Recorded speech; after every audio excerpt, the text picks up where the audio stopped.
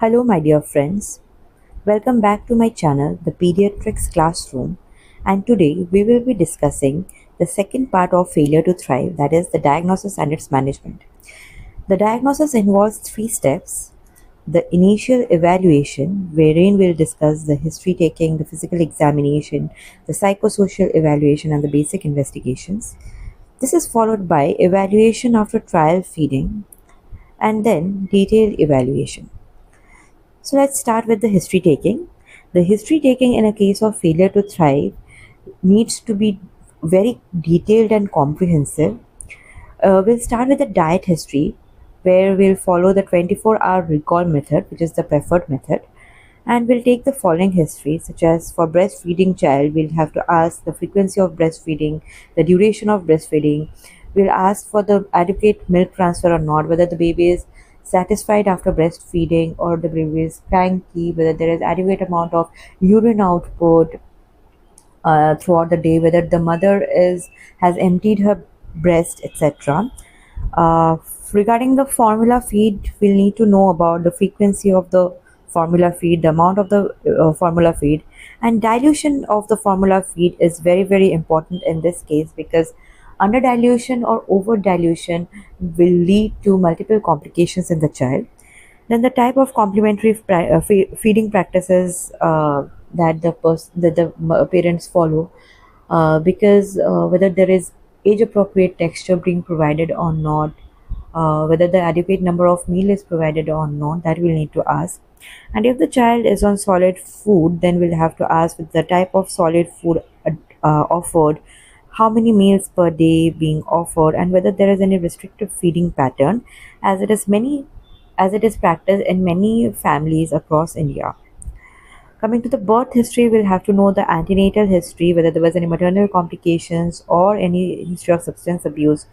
In the natal history, whether the baby was full term or preterm, whether the baby cried immediately after birth, or there was whether any complications or not. Uh, in the postnatal history, we'll have to ask about any history of an ICU stay due to any complications such as jaundice, hypoglycemia, etc. Whether there is any history of developmental delay present or not, whether there is any significant past history such as any recent illness or any history of chronic disease or any previous surgery has to be noted. Family history of any genetic disorder, any short stature, and chronic disease should also be noted. Then we'll have to review the available growth charts. It is very, very important, as failure to thrive is not a point diagnosis, rather, it's a serial monitoring, and hence, previous growth charts will help us point towards the diagnosis. Coming to the next part, that is the physical examination, we'll start with the anthropometry, the weight for age, the height or length for age, the head circumference, chest circumference, the upper segment and the lower segment ratio, the weight for height or length, all needs to be noted, as they'll help us in diagnosing the identifying the condition. Then in general physical examination, we'll need to look for anemia, icterus, cyanosis, clubbing, lymphadenopathy or edema. That will again point towards the any systemic cause or the consequences of failure to thrive. Then a detailed head-to-toe examination to look for micronutrient deficiency, any signs of systemic disease or dysmorphism, or any signs of child abuse or neglect. Systemic examination needs to be done to rule out any organic cause, right? A detailed psychosocial evaluation is also necessary in such cases, because failure to thrive, 80% are non-organic causes caused mainly by the environmental effect. We'll ask about any stressors in the home, how is the parent-child dynamic, we'll observe the parent-child dynamic, who are the primary caregivers of the child, and how are their interactions with the child, right? And then we'll move on to the basic investigations to rule out the common causes, such as CBC. A simple CBC will let us know about whether the child is having anemia or not, any presence of infection is there or not. Then LFT, RFT, serum electrolytes, and random blood sugar will let us know about any systemic abnormalities present or not.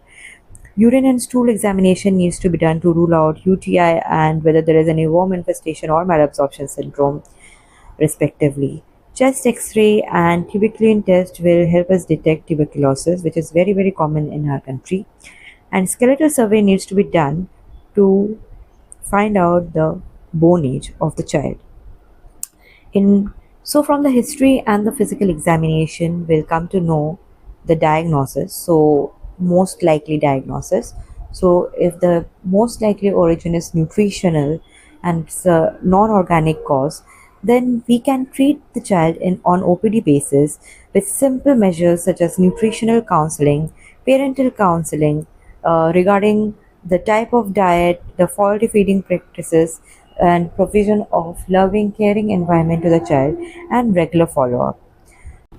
If from the history and the physical examination we come to know that the child is having severe acute malnutrition, or the child is very sick looking, or we suspect any organic disease, or suspect any child abuse, or if there is doubtful dietary intake at home, then we have to directly hospitalize the child instead of starting treatment on OPD basis. In the hospital, we'll start with the trial feeding, where we provide high calorie diet for 14 days. This high calorie diet should be 150% of the recommended daily calorie intake for that expected rate. It is to be noted that we calculate the calorie intake based on the expected weight and not the current weight of the child. And this diet should be completely supervised, and we prefer oral route. However, if the child is not taking the required calorie through the oral route, we can go for nasogastric route as well, and then we'll do a daily weight monitoring. Right, starting day 5, there should be a sustained weight gain which is to be noted for at least 7 days. For 0 to 3 months age group, it is 30 gram per day gain in weight that we have to note, right? So thus, after trial feeding, if we see that there is satisfactory weight gain, then for further treatment we do just concentrate on the nutritional rehabilitation, we do detailed elaborate parental counseling, and then we regularly follow up with the child. However, even if after the trial feeding, if there is no satisfactory weight gain, we move on to the detailed evaluation to rule out the organic cause. Under detailed evaluation, we do the basic investigations, if not done already, which we have mentioned above. We'll do the liver function test, the renal function test, the serum electrolytes, and the random blood sugar to rule out any organic disease. To look for renal tubular acidosis, we do the VBG as well as the serum electrolytes. Then thyroid functioning test has to be done. Tissue transglutaminase antibody needs to be done to rule out celiac disease. Metabolic screening may be done for to rule out inborn error of metabolism, and genetic study can be done to rule out any chromosomal disease. All these investigations can be done based on the history and the physical examinations if we suspect the conditions. Once the organic cause is identified, we have to treat the organic condition and provide disease specific diet to the child instead of a generalized high calorie diet. Thus, failure to thrive requires multidisciplinary approach. Firstly, nutritional rehabilitation needs to be done, where we have to correct for the calorie deficit, allow for the catch-up growth, and supportive measures such as correcting the anemia and micronutrient deficiencies, completing immunization.